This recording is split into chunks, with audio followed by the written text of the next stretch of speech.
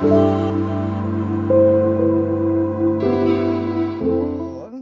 lige ondt.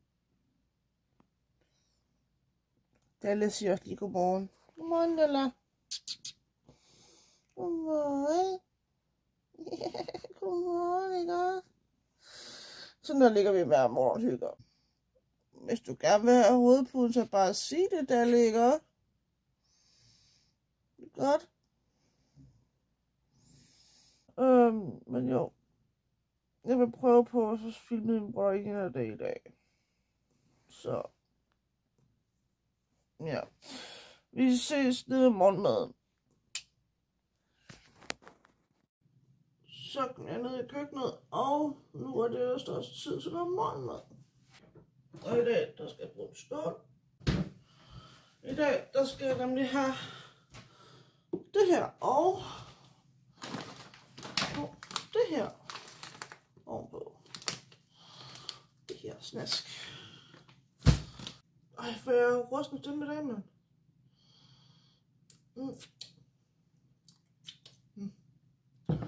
Og så lige sådan det her ovenpå.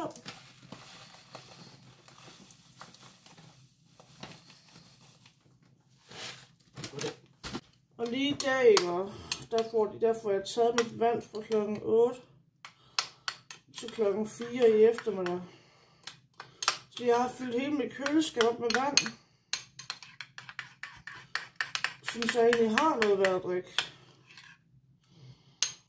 Så. Yes. Yep, så er det blandet. 14. Så er det blandet. Godt. Lad os komme hen og sætte os. Så er det spisetid. Godt mærke, jeg er træt i dag. Nå. I dag, der skal jeg jo ligesom filme en What I Eat in a Day. Stor selvkamera. Tak. Og det er egentlig faktisk en ret hård dag for mig i dag. Og min familie også. Fordi i dag, der er et år siden min mor gik bort. Nu skal man Dalle op i dag. Dalle lige igen. Nå, nu er du vågen, var. Ja, så er du vågen, var. Snille. Dalle. Ja, det. Jamen altså, godmorgen, Dalle. Yes, godmorgen, skat. Ja, fedt. Nu ser du ikke noget. Ja, noget her. Men jo, jeg kan godt mærke, at jeg er træt i dag. Men det er jo fordi, at jeg har sovet rigtig godt. Og jeg sovet rigtig godt. Jeg har vågnet tidligt. Så jo. Det er sådan set, hvad vi skal lave i dag. Så ned på kirkegården, sige hej til mor. Og så træne bagefter. Og så simpelthen spise frokost. Herhjemme selvfølgelig. Og så gøre os klar til at komme ud til hyppen senere ved en 16 eller sådan noget. Så yes. Og så kommer jeg selvfølgelig til at vise, hvad jeg spiser og sådan noget i løbet af dagen. Så yes.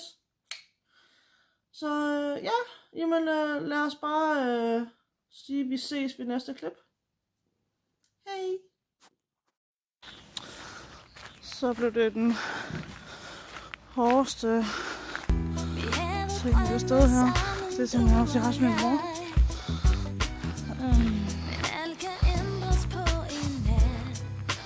Jeg er ikke vist gravstedet, fordi det har vi lidt privat, ikke?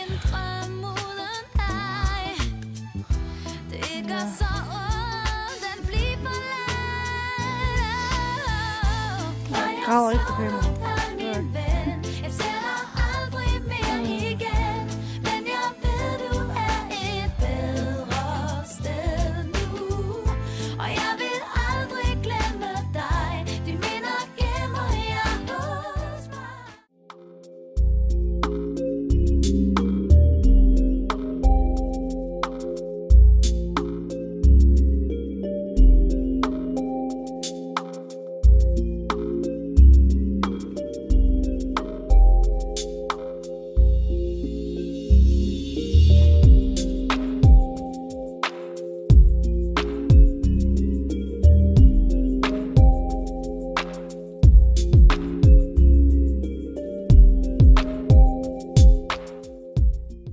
Elle.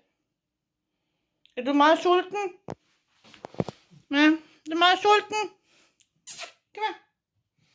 Ja, er du meget sulten? Dyt. Jeg tror, han er meget sulten. Så jo. Nå. Nej, men det jeg faktisk vise jer, det var min middagsmad. 2 sekunder. Så der bliver 2 boller, som der bliver med ost, peberfrugt og agurk. På de dejlige boller der. Du skal da ikke have noget. Du har fået. Altså, ikke det her, men du har fået mad i dag. Du kan bare lade spise ordentligt i din bolle i stedet for. Ja, du har fået mad i dag, Bobs. Ja. Nå. I dag skal vi have frokost. Nej, du kender mit. Nej, i dag der stod frokosten på. Bare nysgerrig kat. Skal du spises? Nej, godt så. I dag der står den på 4 grovboller med ost og noget peberfrugt. Så jo, det bliver rigtig godt det her.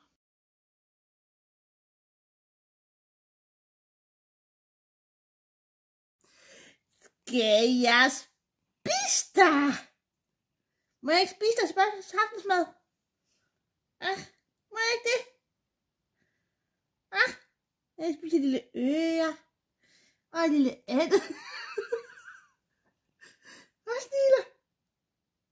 Hvem er det andet? Jeg må ikke spise det. Pisse.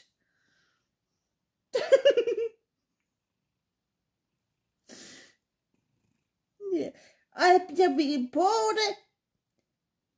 Og du spiser det med det sammen. Det er godt, Elle. Nå, vi må ikke spise dig vel, nej. Vi må ikke spise dig vel, nej. Skal jeg spise Macy? Jeg skal til se dig.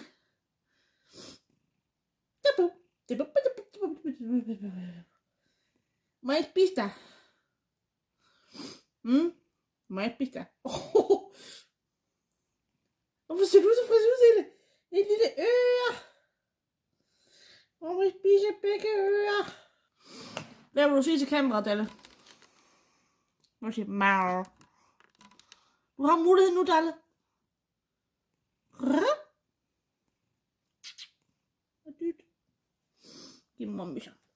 Godt. Godt så. Så bliver det aftensmadstid, og det er rugbrød med æg og rejer. Det er jo altid en klassiker. Jamen, så er det jo bare at man spiser det her. Så når jeg spiser det her, så skal jeg friskes op, fordi at her ved en 6-tiden, jeg spiser her klokken 4, ved en 4-tiden, og klokken den er nu 4:30. Vi spiser så sent, det er fordi jeg simpelthen ikke skal ride i dag. Jeg skal kun lige udstille hesten i dag. Fordi at det er jo, som jeg sagde tidligere i videoen, 1 år siden min mor gik bort i dag. Og jeg har været nede og give en blomster i dag. Så ja, nede på gravstedet. Jeg viste ikke gravstedet af private årsager. Det vil vi gerne holde meget for os selv. Og det skal bare respekteres. Det er ikke sværere end det. Så yes. Men nu vil jeg spise, og efter jeg har spist, så vil jeg gå og lægge mig op og få fikset det her hår her. Det her garn her. Yes, ses bagefter. Så kom jeg op på et badeværelse, som I kan se, for at lægge mig op. Og det første jeg ville gøre, det var selvfølgelig at rense mit spejl, men det gik i stykker, så blev det 7 års ulykke. Great. Det er fandme flot bare. Så jo, jeg vil lige rense mit ansigt først. Med Remas ansigtsrens. Og nogle vandrumdeller. Det vil jeg starte på. Jeg gider ikke flere ulykker nu. Jeg har ikke brug for flere, altså. Jeg har ikke brug for flere ulykker. Så i næste 7 år, der går jeg bare og bliver indenfor. Ren depression. Renser lige min hud her i ansigtet.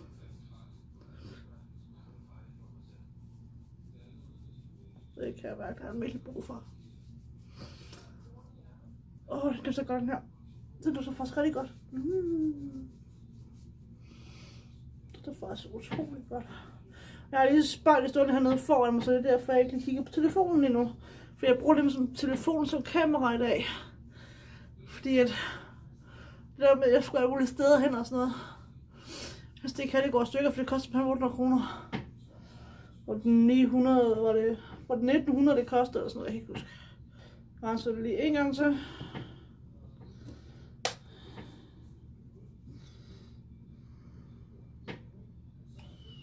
Sådan. Og så vil jeg lige en gang til her.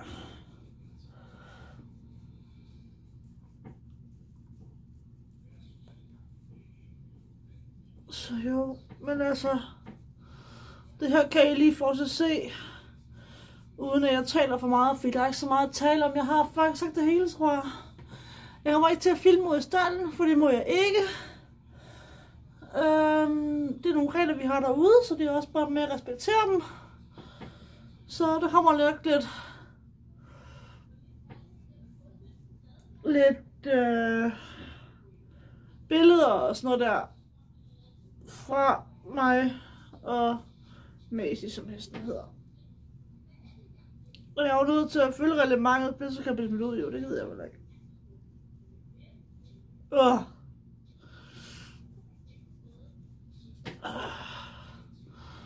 Så jo, det er det sørste. Hvad er det her? Så jo, men efter det her, så skal jeg lige have mine ridebukser på. Og så er jeg faktisk klar til at komme afsted. Stille og roligt. Jeg har ikke spurgt travlt i dag. Jeg havde travlt tidligere, men det er jo fordi jeg skulle lade muligt. Men jo!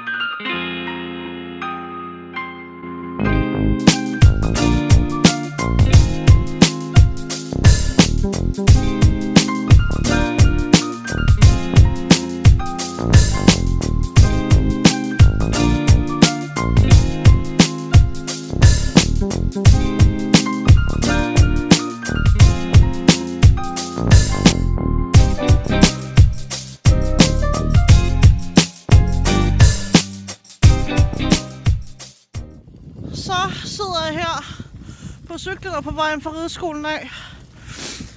Som sagt, som jeg sagde før, jeg kan ikke filme derude, fordi at ja, det er der ikke rettigheder til.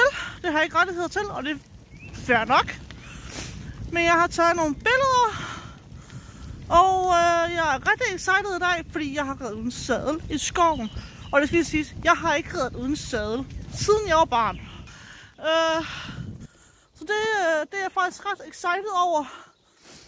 Og det var fedt. Det var det godt nok. Fuck, det var optur. Og det var godt nok, det var vildt at sidde på en hest, der er 61 høj. Og så bare sidde der og bare nyde det. Hold kæft, hun var sød, altså. Det er jo som vanligt, altid jo. Jeg har stort set altid god tur på hende, da jeg rider på. Og så, da jeg skulle af, der går hun et skridt til højre med sit forben. Det er når jeg ligger selvfølgelig på maven af hende, eller på maven, på ryggen af hende selvfølgelig, over ryggen med hende, eller over. Jeg ligger på tværs af hendes ryg. Og så i det hun går et stille og roligt skridt til højre med hendes ene forben, så tænker jeg lidt, fuck, hun løber lige om lidt. Så jeg gør den der. Jeg prøver på at glide af, men jeg skubber mig væk fra hende. For det er jo det, jeg er vant til, når jeg står af. Og så i det, at jeg gør det, så letter jeg på benene. Men jeg tager lige et par skridt bagud, og så lander jeg ellers bare på måsen. Det var sjovt, men hun gjorde ikke noget. Hun stod på stille. Det var så sjovt. Og så ligger jeg sådan på røven og ruller op på ryggen. Og så tænker jeg bare, okay, nu ligger jeg bare her så. Det var kæft, det var sjovt. Ja. Men ja.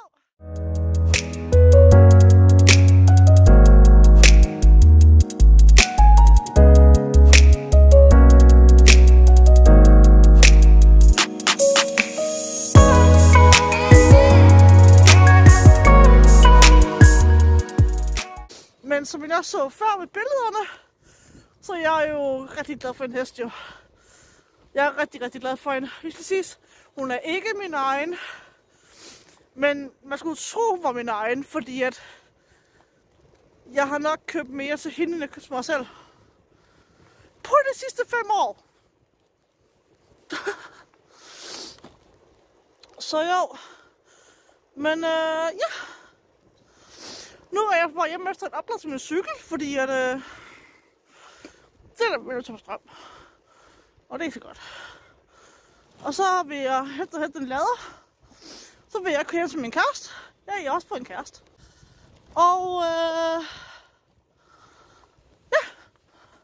Så efter det, så vil jeg sove. Så jeg får også skrevet en outro nu. Så yes.